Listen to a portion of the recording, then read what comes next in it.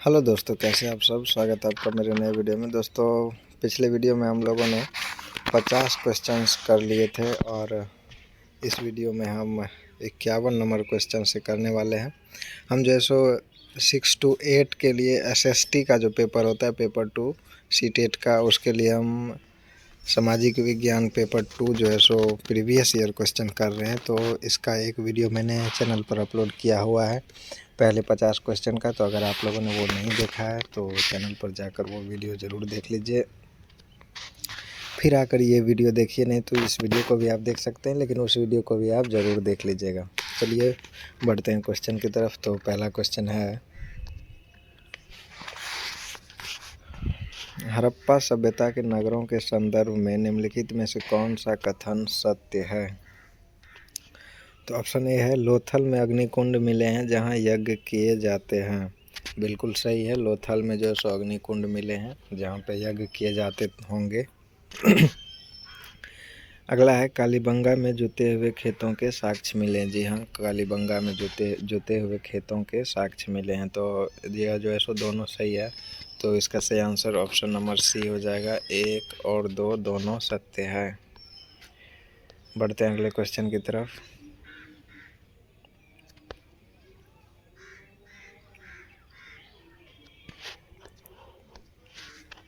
अगला क्वेश्चन है, निम्नलिखित में से कौन सा कथन बुद्ध के उपदेशों के संबंध में सही है।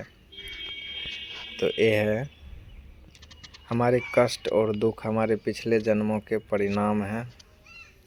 बी है, हमारे कष्ट और दुख हमारी लालसाओं और इच्छाओं की वजह से है।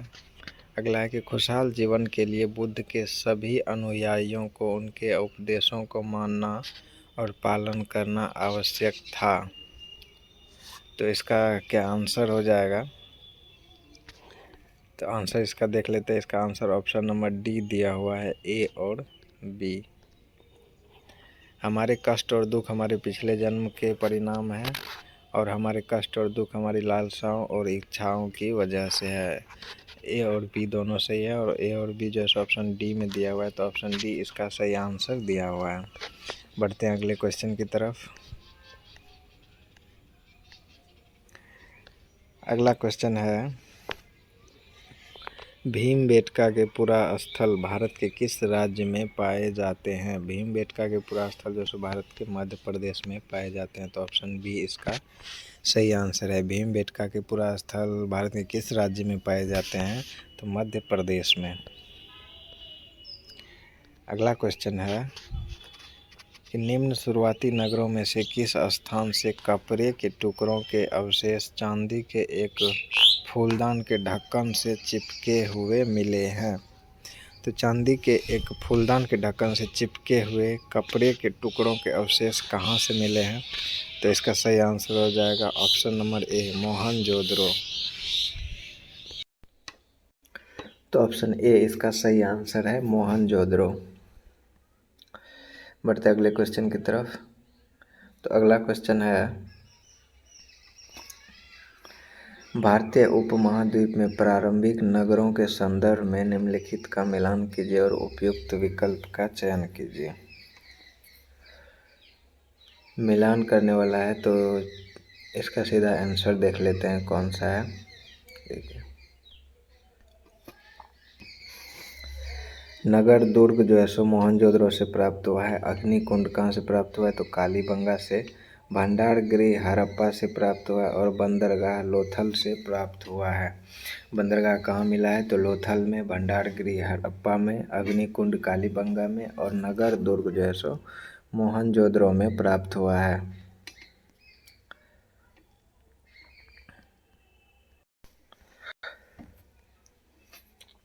अगला क्वेश्चन है, निम्नलिखित में से कौन सा हड़प्पा का स्थल नहीं है। तो ए है राखीगढ़, गंवेरी वाला सी और बी है सोतकाको, ऑप्शन डी है चिरान। तो ऑप्शन डी इसका सही आंसर हो जाएगा। चिरान जो है सो हड़प्पा का स्थल नहीं है। चिरांद बिहार में, बिहार के सारण का स्थल है। चिरांद कहाँ है। तो चिरांद जो है सो बिहार के सारण में है। चिरांद बिहार के सारण में है। बढ़ते अगले क्वेश्चन की तरफ। अगला क्वेश्चन है,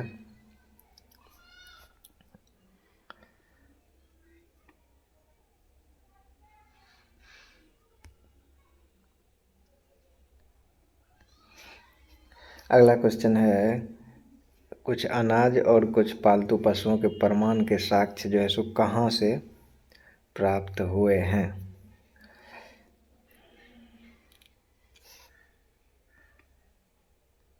तो इसका सीधा आंसर देख लेते हैं कि चिरांद जो है सो बिहार से संबंधित है। चिरांद कहाँ से संबंधित है? चिरांद बिहार से है। कोल्डी हवा उत्तर प्रदेश में है और बुर्जहोम जो है सो कश्मीर में है। हालूर आंध्र प्रदेश में। इन सभी को आप याद कर लीजिएगा। चिरांद बिहार में है, कोल्डी हवा उत्तर प्रदेश में है, बुर्जहोम कश्मीर में है और हालूर आंध्र प्रदेश में है। अगला क्वेश्चन है, मध्य प्रदेश में स्थित भीमबेटका एक डैश पुरा स्थल है। तो भीमबेटका जो है सो कौन सा काल का पुरा स्थल है? तो भीमबेटका पुरा पाषाणिक काल स्थल है। पुरा पाषाण काल का पुरा स्थल है। भीमबेटका पुरा पाषाणिक काल का पुरा स्थल है। और भीमबेटका के गुफा में जो है सो भीमबेटका के गुफा में शैल चित्रों के अवशेष मिले हैं। भीमबेटका में किसके अवशेष मिले हैं? तो शैल चित्रों के अवशेष मिले हैं। बढ़ते अगले क्वेश्चन की तरफ। अगला क्वेश्चन है, निम्नलिखित में से कौन सा पुरा पाषाण स्थल है? पुरा पाषाण स्थल कौन सा है? तो भीमबेटका। अभी हमने पढ़ा है कि भीमबेटका जो है सो पुरा पाषाण स्थल है। और भीमबेटका में किस चीज़ के अवशेष पाए जाते हैं? तो शैल चित्रों के अवशेष पाए जाते हैं। भीमबेटका में शैल चित्रों के अवशेष पाए जाते हैं। और भीमबेटका जो है सो रायसेन जिला भोपाल मध्य प्रदेश में स्थित है। भीमबेटका कहाँ स्थित है? तो मध्य प्रदेश में। बढ़ते अगले क्वेश्चन की तरफ। तो अगला क्वेश्चन है, ऐतिहासिक स्थल वह है जहाँ ऑप्शन ए अतीत के स्मृति शेष अवशेष मिलते हैं, या उत्खनन के क्रियाकलाप होते हैं, या इतिहास प्रिय लोग जुटते हैं, या इतिहासकार इतिहास लिखते हैं। तो ऐतिहासिक स्थल कौन सा है? तो जहाँ पर अतीत के स्मृति या अवशेष मिलते हैं उसे ऐतिहासिक स्थल कहते हैं। तो ऑप्शन ए इसका सही आंसर है।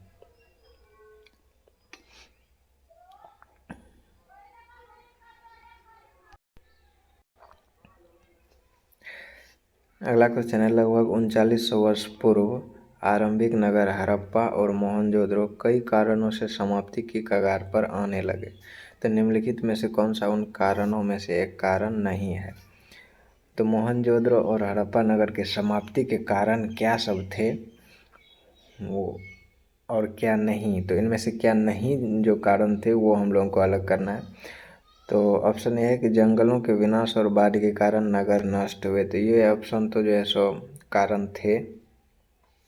उसके बाद मवेशियों के बड़े बड़े झुंडों द्वारा चारागाह और घास वाले मैदान को चराने से मृदा आवरण नष्ट हो गया। ये भी ऑप्शन जो है सो उसके समाप्ति के कारण थे। नदियाँ सूख गई जिसके कारण नगर समाप्त हुए, ये भी एक कारण था। नगरों के बीच आपसी प्रतिद्वंदिता और लड़ाई, ये जो है सो बिल्कुल नहीं था। तो ऑप्शन डी जो है सो इसका सही आंसर हो जाएगा। ऑप्शन डी पूछ रहा है कि कौन सा एक कारण नहीं था, तो यह जो है सो उसके समाप्ति का कारण नहीं था। तो ऑप्शन डी इसका सही आंसर हो जाएगा। बढ़ते हैं अगले क्वेश्चन की तरफ।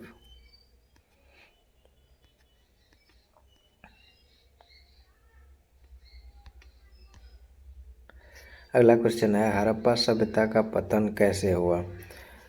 तो ऑप्शन ए है, ऐसा लगता है कि शासकों का नियंत्रण समाप्त हो गया। ऑप्शन बी है, जंगलों का विनाश हो गया। ऑप्शन सी है, सभ्यता के पूरे क्षेत्र में बाढ़ आ गई। या डी, संभवतः नदियाँ सूख गई थी। तो क्या सही हो जाएगा इसमें? तो ऐसा लगता है कि शासकों द्वारा नियंत्रण समाप्त हो गया, यह बिल्कुल सही है। फिर है कि जंगलों का विनाश हो गया, यह भी सही है। सभ्यता के पूरे क्षेत्र में बाढ़ आ गई, नहीं ये नहीं हुआ था। और ऑप्शन डी भी सही है। तो ऑप्शन ए, बी और डी सही है। तो ऑप्शन ए में जो है ए बी डी दिया हुआ है। तो ऑप्शन ए इसका सही आंसर हो जाएगा। यहाँ पे और भी कारण दिए हुए हैं कि हड़प्पा सभ्यता जो है सो क्यों समाप्त हो गई, तो इन सभी को भी आप याद जरूर कर लीजिएगा। बढ़ते हैं अगले क्वेश्चन की तरफ। तो हमारा अगला क्वेश्चन है कि भारत में निम्नलिखित राज्यों में से किस राज्य में एक हड़प्पा के नगर हड़प्पा के नगर सबसे बड़ी संख्या में मिले हैं। तो हड़प्पा का जो है सो नगर कौन से राज्य में सबसे अधिक मिले हैं?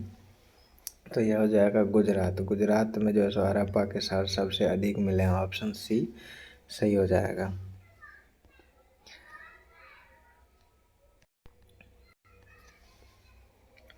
अगला क्वेश्चन है, निम्नलिखित में से हड़प्पन मोहर के बारे में कौन सा कथन सही है?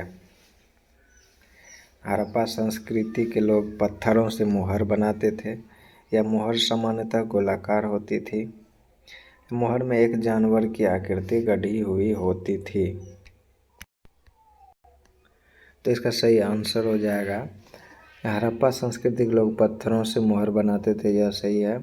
और मोहर में एक जानवर की आकृति गढ़ी होती थी, ये भी सही है। मोहर सामान्यतः गोलाकार होती थी, ये जो है सो गलत है। तो ऑप्शन डी, ए और सी इसका सही आंसर हो जाएगा। बढ़ते अगले क्वेश्चन की तरफ।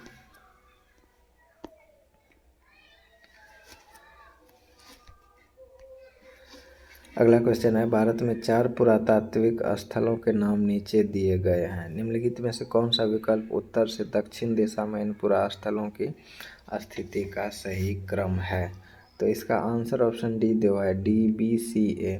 तो पहले जो है सो बुर्जहोम है उत्तर से दक्षिण की ओर। अगर हम देखें तो सबसे पहले बुर्जहोम है, उसके बाद भीमबेटका, उसके बाद हुंसगी और उसके बाद पेयमपल्ली है। तो ऑप्शन डी इसका सही आंसर है।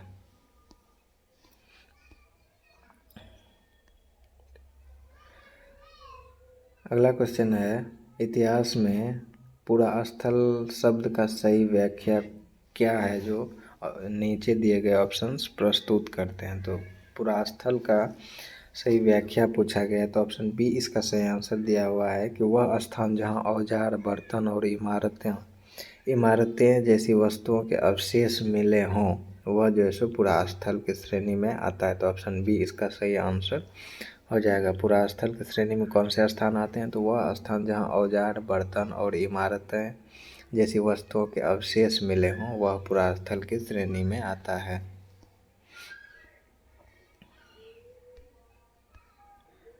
अगला क्वेश्चन है, इंडस शब्द को संस्कृत में क्या कहा गया है? तो इंडस शब्द को संस्कृत में सिंधु कहा गया। तो ऑप्शन सी इसका सही आंसर है। इंडस शब्द को संस्कृत में सिंधु कहा गया है।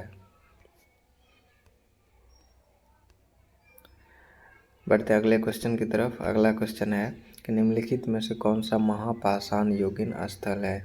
इनमें से कौन सा जो है सो महापाषाण योगिन स्थल है? तो ब्रह्मगिरी महापाषाण योग का स्थल है। ऑप्शन ए इसका सही आंसर है। ब्रह्मगिरी जो है सो महापाषाण योगिन स्थल है। अगला क्वेश्चन है 69 नंबर क्वेश्चन कि निम्नलिखित में से कौन से पुरापाषाण स्थल में चूना पत्थर से बने औजार मिले हैं? तो चूना पत्थर से बने औजार हमें होसगी में मिले हैं। तो ऑप्शन डी इसका सही आंसर है। चूना पत्थर से बने औजार कहाँ मिले हैं? तो होसगी में। चूना पत्थर से बने औजार कहाँ मिले हैं? तो होसगी में। हड़प्पा निवासी संबंध रखते थे। हड़प्पा निवासी जो है सो कौन से युग से संबंध रखते थे? तो हड़प्पा निवासी कांस्य युगीन सभ्यता से संदर्भ रखते थे। तो हड़प्पा एक कैसी सभ्यता थी? तो हड़प्पा एक कांस्य युगीन सभ्यता थी। तो हड़प्पा के निवासी जो है सो कांस्य युग से संबंध रखते थे। तो ऑप्शन ए इसका सही आंसर हो जाएगा। ये भी मिलान करने वाला है, तो चलिए हम इसका सीधा जो है सो देख लेते हैं कि इसका आंसर क्या हो जाएगा। करनूल में जो है सो भस्म अवशेष मिले हैं। भीमबेटका में गुफाएं और कंदराएं मिले हैं। हुरंगी में आवास और उद्योग स्थल मिले हैं। पटना में शुतुरमुर्ग के अंडे मिले हैं। तो ये सभी आप याद कर लीजिएगा कि कहाँ पर क्या मिला हुआ है। अगला क्वेश्चन भी मिलान का ही है, स्थल और राज्य। तो भीमबेटका कहाँ है? तो भीमबेटका भी अभी हमने देखा कि भीमबेटका जो है सो मध्य प्रदेश में है। राजगिरी आपको बिहार में है। इनाम गांव महाराष्ट्र में है और ब्रह्मगिरी कर्नाटक में है। ब्रह्मगिरी कहाँ है? कर्नाटक में। इनाम गांव कहाँ है? महाराष्ट्र में। राजगिरी बिहार में है और भीमबेटका मध्य प्रदेश में मिलता है। अगला क्वेश्चन है 73 नंबर क्वेश्चन निम्नलिखित हड़प्पा कालीन नगरों में से गुजरात में कौन स्थित है? इनमें से जैसे गुजरात में कौन स्थित है, तो गुजरात में धौली, धौलावीरा और लोथल स्थित है। ऑप्शन डी इसका सही आंसर हो जाएगा। लोथल और धौलावीरा कहाँ स्थित है, तो यह गुजरात में स्थित है। 73 नंबर क्वेश्चन का सही आंसर ऑप्शन नंबर डी हो जाएगा। अगला क्वेश्चन मिलान का है, तो चलिए इसका सीधा हम देख ही लेते हैं कि क्या आंसर होगा। यहाँ आप देख सकते हैं कि ज्वार, बाजरा, मवेशी, भेड़, बकरी, सुअर या जो है सो हल्लुड़ में मिले हैं जो आंध्र प्रदेश में है। गेहूं और दलहन जो है सो गुफकराल में मिले हैं जो कश्मीर में है। और मिट्टी पर खूरों के चिन्ह महागढ़ा में मिले हैं जो उत्तर प्रदेश में है। तो इन सभी को आप लोग याद जरूर कर लीजिएगा। यह जो है सो आपको कैसे भी मिलान करने के लिए या फिर डायरेक्ट ऑब्जेक्टिव के रूप में भी पूछ सकता है। तो बढ़ते हैं अगले क्वेश्चन की तरफ। तो अगला क्वेश्चन है, निम्नलिखित में से किस सिंधु घाटी सभ्यता स्थल पर वयस्क लोगों को प्रायः गड्ढे में सीधा लिटाकर दफनाया जाता था, उनका सिर उत्तर की ओर होता था? तो यह जो है सो इनाम गांव में हमको इस तरह के अवशेष देखने को मिले हैं जहाँ पर वयस्क लोगों को गड्ढे में सीधा लेटा दिया जाता था और उनका सिर जो है सो उत्तर की तरफ होता है। तो इसके अवशेष कहाँ से मिले हैं, तो इसके अवशेष इनाम गांव से मिले हैं। इनाम गांव कहाँ है, तो इनाम गांव जो है सो महाराष्ट्र के पुणे जिले में स्थित है। इनाम गांव कहाँ है, तो इनाम गांव महाराष्ट्र के पुणे जिले में स्थित है। अगला क्वेश्चन है, पहले के पुरास्थलों में से एक पुरास्थल बुर्जहोम में खाना पकाने के लिए चूल्हों के चिन्ह मिले हैं। पहले के पुरास्थलों में से एक पुरास्थल बुर्जहोम है जहाँ पर जो है सो खाना पकाने के लिए चूल्हों के चिन्ह मिले हैं। तो यह चूल्हों के चिन्ह कहाँ मिले हैं, झोपड़ियों के अंदर या झोपड़ियों के बाहर या अंदर और बाहर दोनों या फिर झोपड़ियों से दूर? तो इसका सही आंसर है ऑप्शन नंबर सी, झोपड़ियों के अंदर और झोपड़ियों के बाहर दोनों में खाना पकाने के लिए जो चूल्हों के चिन्ह मिले हैं वह झोपड़ी के अंदर भी मिले हैं और झोपड़ी के बाहर भी मिले हैं। बढ़ते हैं अगले क्वेश्चन की तरफ। अगला क्वेश्चन है 77 नंबर क्वेश्चन कि निम्नलिखित में से कौन सा क्षेत्र प्राचीन काल में मगध के नाम से जाना जाता था? तो मगध के नाम से कौन से क्षेत्र को जाना जाता था? तो मगध के नाम से जो सो गंगा का दक्षिणी क्षेत्र जो है सो उसे मगध के नाम से जाना जाता था। गंगा का जो दक्षिणी क्षेत्र है उसे मगध के नाम से जाना जाता था। तो ऑप्शन ए इसका सही आंसर है। बढ़ते अगले क्वेश्चन की तरफ।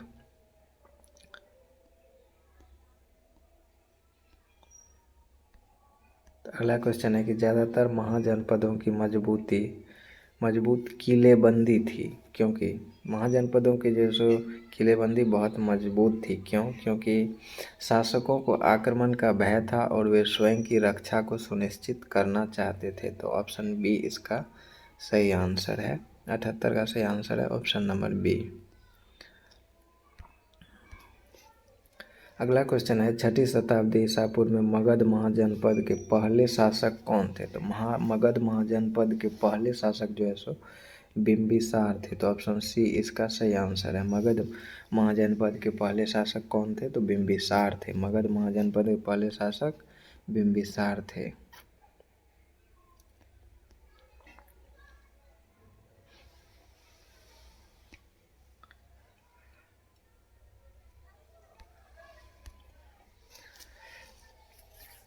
अगला क्वेश्चन है लगभग 2500 वर्ष पूर्व कुछ जनपद दूसरों की तुलना में अधिक महत्वपूर्ण हो गए और इन्हें महाजनपद कहा जाने लगा। इसका कारण दिया हुआ है कि सही तरीके से किलेबंदी की गई, सेनाएं खड़ी की गई और सेनाओं के रखरखाव के लिए एक सही कर प्रणाली लागू की गई। तो कथन और कारण दोनों सही है, तो इसका सही आंसर हो जाएगा option number A. Option A इसका सही आंसर है। ए और आर दोनों सही तथा आर ए की सही व्याख्या है।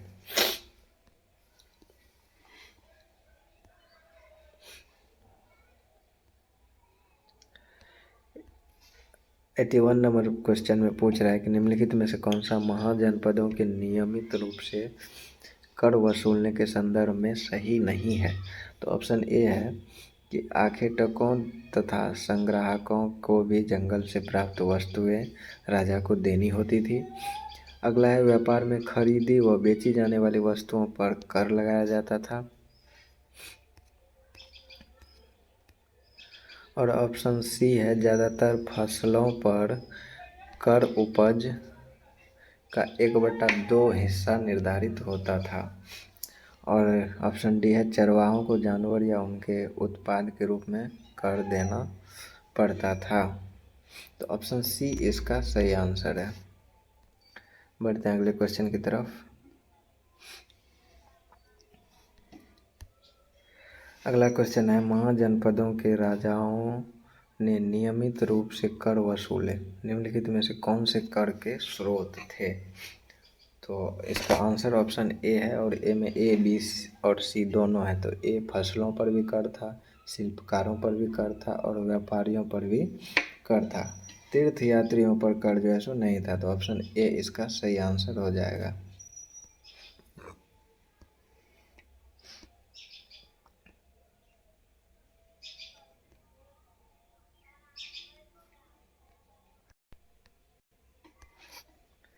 अगला क्वेश्चन है, कथन है कि वक्तव्य ए है कि महाजनपदों के शासक केवल किसानों से नियमित रूप से कर वसूलते थे।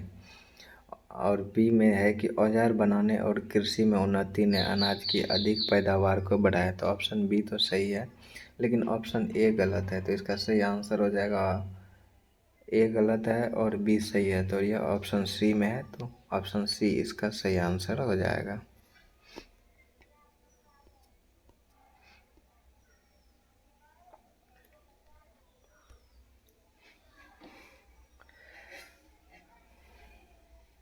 अगला क्वेश्चन है कि कई नदियाँ जैसे गंगा और सोन मगध से होकर बहती थी। अब बी में है कि मगध का एक हिस्सा जंगलों से भरा था या इस क्षेत्र में लौह अयस्क की खदानें थी। तो इसका आंसर क्या हो जाएगा? तो इसका आंसर है option number D, A B और सी तीनों सही है। कह रहा है कि सही उत्तर का चयन कीजिए। यह आप लोगों को ज़रूर देख लेना कि यहाँ सही उत्तर या कौन सा सही नहीं है वो पूछ रहा है। तो इसका आंसर है ऑप्शन नंबर डी, जो कि ए बी और सी तीनों सही है। बढ़ते हैं अगले क्वेश्चन की तरफ। तो अगला क्वेश्चन है 85 महाजनपदों के मिलने वाले वलय कूप का उपयोग होता था। 85 नंबर क्वेश्चन है कि महाजनपदों में मिलने वाले वलय कूप का उपयोग कहाँ होता था, किस चीज़ में होता था? तो वलय कूप का जो उपयोग होता था कूड़ेदान के रूप में और नाली के रूप में। तो ऑप्शन सी और डी इसका सही है। तो किस ऑप्शन में? तो ए सी नंबर में ऑप्शन सी और डी सही आंसर है। बढ़ते अगले क्वेश्चन की तरफ।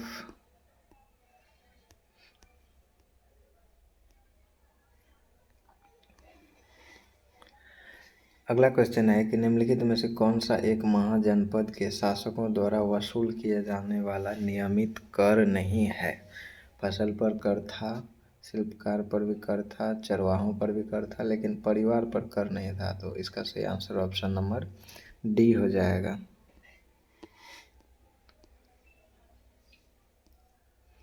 बढ़ते हैं अगले क्वेश्चन की तरफ। तो अगला क्वेश्चन है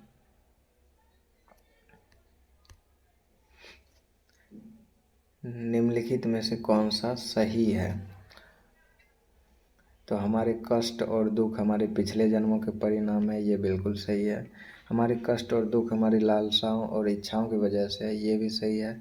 एक खुशहाल जीवन के लिए बुद्ध के सभी अनुयायियों को उनके उपदेशों को मानना और पालन करना आवश्यक था, यह सही नहीं है। तो इसका सही आंसर हो जाएगा ऑप्शन नंबर डी, ए और बी दोनों सही है।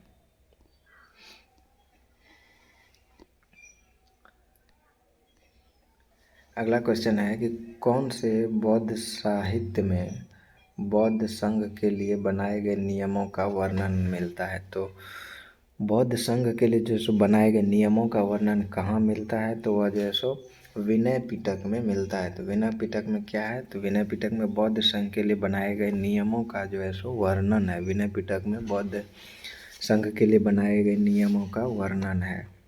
ऑप्शन नंबर बी इसका सही आंसर हो जाएगा। बढ़ते अगले क्वेश्चन की तरफ।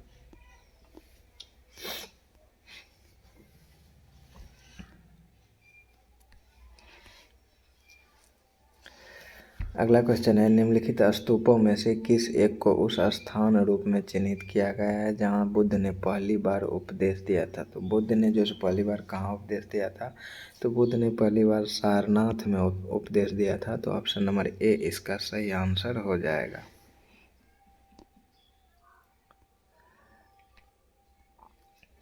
अगला क्वेश्चन है, चोल वंश के शासन के दौरान तंजावुर और उड़ैयूर में कौन से समुदाय के बुनकर मंदिर के झंडों के लिए कपड़े तैयार करते थे? तो मंदिर के झंडों के लिए जो कपड़े कौन तैयार करते थे? तो ऑप्शन डी इसका सही आंसर है सलिया। सलिया नामक एक समुदाय होता था जो मंदिर के झंडों के लिए कपड़े तैयार करते थे।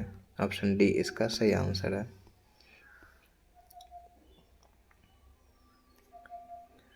बढ़ते हैं अगले क्वेश्चन की तरफ। तो अगला क्वेश्चन है, निम्नलिखित में से कौन सा विषम जोड़ा है? कौन सा जोड़ा जो है सो अलग है? तो इसका आंसर है ऑप्शन डी वेदांत और जैमिनी, यह जो है सो अलग है।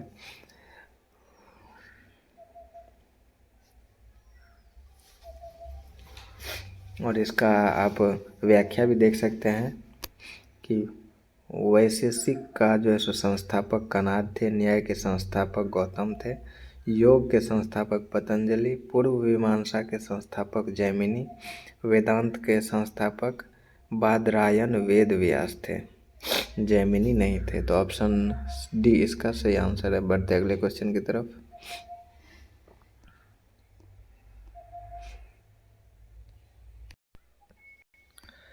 तो ऑप्शन डी इसका सही आंसर है कि कथन एक सही है परंतु कथन दो गलत है। बढ़ते हैं अगले क्वेश्चन की तरफ। तो अगला क्वेश्चन है कि बौद्ध धर्म के किस ग्रंथ में संघ के भिक्षु एवं भिक्षुणी के लिए बनाए गए नियमों का संग्रह है? तो बौद्ध धर्म जो है सो बौद्ध धर्म के बनाए गए नियमों का संग्रह विनय पिटक में देखने को मिलता है। तो ऑप्शन ए इसका सही आंसर हो जाएगा। अगला क्वेश्चन है, कौन मानता था कि हमारे कृत्य का परिणाम ही कर्म है?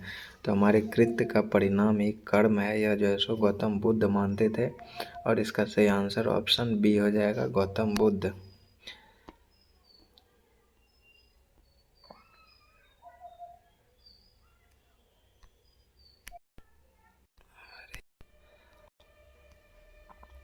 तो इसका सही आंसर ऑप्शन नंबर डी है। ए सी और डी, ए सी और डी ये तीनों सही है और ऑप्शन सी गलत है।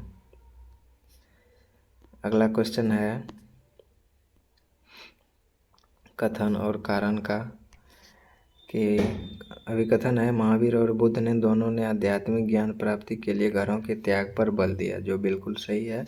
और उनका कारण है कि उनका मानना था कि संघ में रहने के लिए अपने घरों का त्याग करने वाले ही सच्चा ज्ञान प्राप्त कर सकते हैं। तो ऑप्शन ए इसका सही आंसर हो जाएगा क्योंकि कथन और कारण दोनों सही है।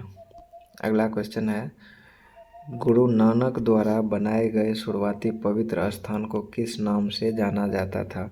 तो उन्हें धर्मशाला के नाम से जाना जाता था। तो ऑप्शन डी इसका सही आंसर हो जाएगा। अगला क्वेश्चन है 98 नंबर क्वेश्चन। अगला क्वेश्चन है कि वे बौद्धों और जैनों के कटु आलोचक थे और शिव तथा विष्णु के प्रति सच्चे प्रेम को मुक्ति का मार्ग बताते थे। उपरोक्त विशेषता किससे संबंधित है? तो यह जो है नयनार और अलवार से संबंधित है। ऑप्शन ए इसका सही आंसर हो जाएगा। बढ़ते अगले क्वेश्चन की तरफ। तो अगला क्वेश्चन है कि जिस तरह महासागरों से मिलने पर नदियों की अलग अलग पहचान समाप्त हो जाती है, ठीक उसी तरह डैश वे अपना वर्ण, श्रेणी और परिवार सब त्याग देते हैं। यह उद्धरण किस ग्रंथ से लिया गया है? यह जो है सो बौद्ध ग्रंथ से लिया गया है। तो ऑप्शन ए इसका सही आंसर है।